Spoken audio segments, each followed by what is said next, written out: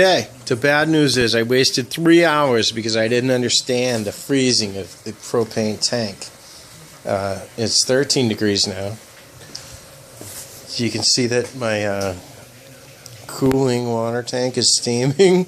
The funny thing about that is that it's like 43 degrees and it's steaming because it's only 12 degrees out. Snow's actually blowing in from outside.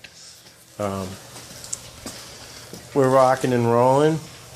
This jar is actually getting cut as soon as I get my cut. And we got 1, 2, 3, 4, 7 here. I expected 10, so I'm right on pace.